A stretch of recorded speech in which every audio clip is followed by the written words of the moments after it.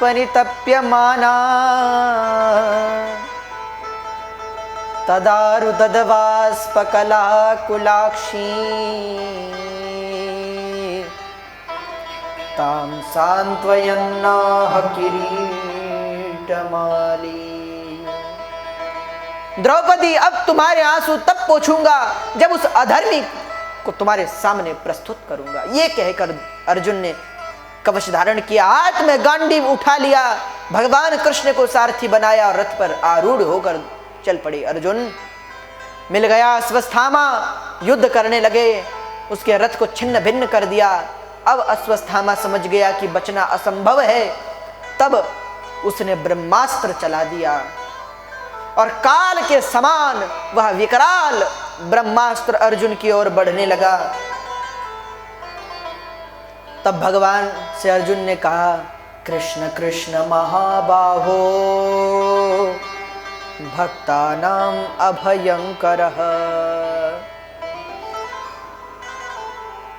हे भक्तानां अभयंकरः, भक्तों के भय को हरने वाले मेरे भय का नाश कीजिए।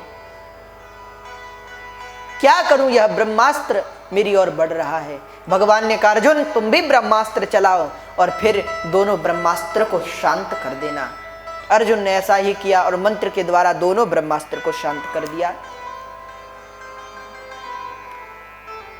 बंदी बना लिया अश्वत्थामा को, रथ के पीछे घसीटते हुए द्रौपदी के सन्मुख ले आए। आज उस गुरुपुत्र अश्वत्थामा को पशु के समान बद्ध देखकर द्रौपदी का हृदय पिघल गया। चिल्लाते हुए द्रौपदी ने कहा कि उवाच चासहन्त्यस्य बंधुना नयनं सती मुच्यतां मेष ब्राह्मणो नितराम गुरु। सोचिए कितनी दया है उस द्रौपदी के अंदर। जिस दुष्ट ने उसके 5 पुत्रों की हत्या की है, वह द्रौपदी उसी के लिए कह रही है कि छोड़ दो इसे। मुच्यताम मेष। अर्जुन ने कहा इसको छोड़ दो, इसे तो तत्काल मार देना चाहिए। द्रौपदी बोली नहीं, ब्राह्मणों नितराम गुरु, यह ब्राह्मण है, गुरुपुत्र है, गुरु के बहुत ऋण है हम पर। गुरु ने जो अपने पुत्र को नहीं दिया, जो इस अश्वत्थामा को नहीं दिया, हे पार्थ, वो अस्त्र शस्त्र, वह विद्या तुम्हें प्रदान की है, इसे मारना ठीक नहीं। और एक मां के दुख तो एक मां ही समझ सकती है। मेरे 5 पुत्र मरे हैं तो मुझे पता है कि पुत्र की मृत्यु का क्या दुख होता है। अगर तुम इसे मार दोगे तो इसकी मां जो कृपी है वो भी प्राण त्याग देगी। मेरे 5 पुत्र मर गए तो क्या हुआ, मुझे मेरे 5 पतियों का आधार है। द्रौपदी के 5 पति हैं। द्रौपदी दया की देवी है, दया स्वरूपा है द्रौपदी। 5 पति हैं, युधिष्ठिर, भीम, अर्जुन, नकुल और सहदेव। युधिष्ठिर अर्थात धर्म। जिस धर्म में दया नहीं वह धर्म नहीं अपितु अधर्म है। इसलिए युधिष्ठिर की पत्नी है द्रौपदी। दया धर्म को मूल है, धर्म का मूल ही दया है, इसलिए युधिष्ठिर की पत्नी। दूसरा है बल अर्थात भीम। भीम बल स्वरूप है। बल में भी दया होनी चाहिए। जिस बल में दया नहीं होती वह बल समाज का विकास नहीं विनाश करता है। अरे बल तो राजा रावण में भी था, पर उसके बल में दया नहीं थी, इसलिए उसका नाश हो गया। और बल भगवान श्री राम में भी है, पर उनके बल में दया है। वो निर्बल के बल हैं, इसलिए उनका बल कल्याण करने वाला है। निर्बल के बल राम है। इसलिए अर्जुन आत्मा है, आत्मा में भी दया हो। नकुल सौंदर्य है, उसमें भी दया हो। सहदेव बुद्धि है, उसमें भी दया हो। इसलिए द्रौपदी के 5 पति दया स्वरूपा है। आज द्रौपदी ने कहा छोड़ दो इसे। अच्छा, युधिष्ठिर भी बोले हाँ हाँ कोई बात नहीं, छोड़ दो। पर नकुल, सहदेव और भीम बोले नहीं नहीं, इसे मार दो। भीम बोले अगर आप लोगों ने इसे छोड़ भी दिया तो मैं इसे नहीं छोड़ूंगा, मैं इसे मार डालूंगा। आज अर्जुन चिंतित हुए, दोनों ही बड़े भाई हैं, भीम भी और युधिष्ठिर भी, किसकी बात सुनूं। ये सोचकर भगवत शरणागति ली। हे प्रभु, आप ही उपाय बताइए, मुझे क्या करना चाहिए, मैं क्या करूं, इसे मारूं या छोड़ूं। भगवान बोले देखो, हमने जो शास्त्रों में कहा है हम तुम्हें वही बताएंगे। और हे अर्जुन, ब्रह्म बंधुर्न हंतव्य, ब्राह्मण को कभी मारना नहीं चाहिए। तो युधिष्ठिर प्रसन्न हुए कि चलो भगवान अपनी तरफ हैं। भगवान बोले रुको, अभी नहीं। ब्रह्म बंधुर्न हंतव्य और आतताई वधारहण, आतताई को छोड़ना नहीं चाहिए, मार देना चाहिए, ये आतताई है। भीम बोले अब सही बोले, इसे मार दो। इतना सुनते ही अर्जुन ने कहा प्रभु एक बात बोलो।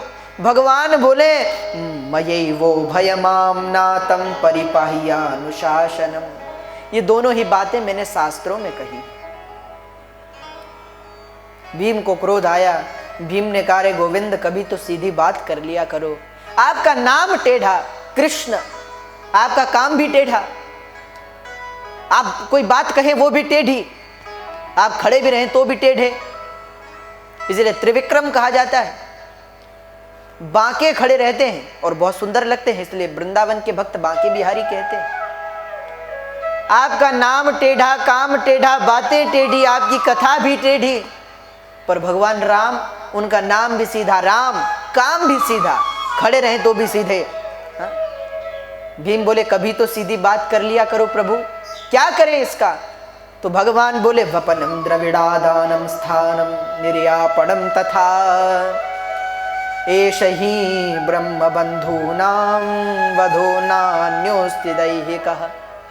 किसी सम्मानित व्यक्ति का अगर अपमान कर दिया जाए तो वही उसकी मृत्यु है। इसका अपमान कर कर इसे राज्य से बहिष्कृत कर दो, वही इसका अपमान होगा, वही इसकी मृत्यु होगी। तो पांडवों ने ऐसा ही किया, पर दुष्ट कभी अपनी दुष्टता नहीं छोड़ता। पांडवों ने तो उस पर कृपा कर कर इसे छोड़ा, पर इस अधर्मी ने फिर से ब्रह्मास्त्र निकाला और सोचा कि वैसे तो इनके वंश में कोई बचा नहीं है, पर अभिमन्यु की पत्नी उत्तरा गर्भवती है, अगर उसका गर्भ भी नष्ट हो जाए तो इनका वंश समाप्त हो जाएगा। ये सोचकर उसने ब्रह्मास्त्र चला दिया। विकराल ब्रह्मास्त्र उत्तरा के गर्भ को नष्ट करने के लिए आगे बढ़ा। यहाँ भगवान सबसे विदा लेकर द्वारका जा रहे थे कि तभी उत्तरा दौड़ती हुई आई और बोली पाहि पाहि महायोगी देव देव जगत्पते नान्यं त्वदभयं पश्ये यत्र मृत्यु परस्परम। हे गोविंद सहायता कीजिए, पाहि पाहि महायोगी देव देव जगतपते, हे जगतपते पाहि माम पाहि माम। भगवान ने कहा क्या हुआ। उत्तरा बोली महाराज मेरे गर्भ का नाश करने के लिए अश्वत्थामा ने फिर ब्रह्मास्त्र चला दिया है, मेरी सहायता कीजिए प्रभु, सहायता कीजिए। अच्छा देखो, उत्तरा के 5 ससुर वहां खड़े हैं और कोई निर्बल नहीं, सबल है, बलवान है, पर उत्तरा उनके पास नहीं गई। किसके पास गई? भगवान के पास। क्यों? क्योंकि द्रौपदी सास है, उसने ज्ञान दिया है पुत्री जीवन में कभी भी संकट आए किसी और के पास बिल्कुल मत जाना, जाना हो तो भगवान के पास जाना। क्योंकि द्रौपदी की जब साड़ी उतर रही थी उसने भीष्म से कहा, सबने सिर झुका लिया। उसने सोचा जिस सभा में आचार्य द्रोण और कृप जैसे आचार्य हो ये कुछ कहेंगे, उन्होंने सिर झुका लिया। सोचा ये कुछ ना कहें तो मेरे तो 5 पति हैं, ये कुछ बोलेंगे, उनकी ओर देखा, उन्होंने शीश झुका लिया। जब कोई सहायक न हुआ, द्रौपदी ने कहा तो मुझ में भी बल है, हाथ से और दांत से साड़ी पकड़ ली। पर जब देखा कि बल क्षीण हो रहा है, हाथ उठा लिए, भगवान का स्मरण किया, बस आप ही सहारा हैं गोविंद, आप ही सहायता कीजिए। पूर्ण शरणागति ली। भगवान तत्काल द्वारिका से सीधे यहां पहुंचे और जो वस्त्र द्रौपदी ने दिया था वही लौटाया। कब दिया था? आपको ज्ञात होगा, जब राजसूय यज्ञ हुआ तो उसमें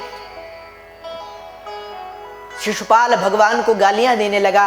अरे इस छलिए की पहली पूजा, इस ग्वाले की, बहुत गालियां देने लगा। भगवान गिन रहे हैं, गिनते हुए बोले, शिशुपाल बस, हमने तुम्हारी मां को ये वचन दिया है कि 100 गालियों तक तुम्हें कुछ नहीं कहेंगे।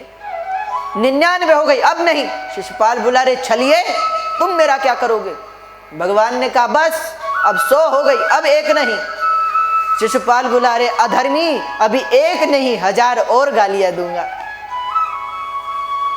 इतना सुनते ही भगवान को क्रोध आया, सुदर्शन का स्मरण किया, तत्काल चक्र चलाया, शिशुपाल के शीश धड़ से अलग हो गया।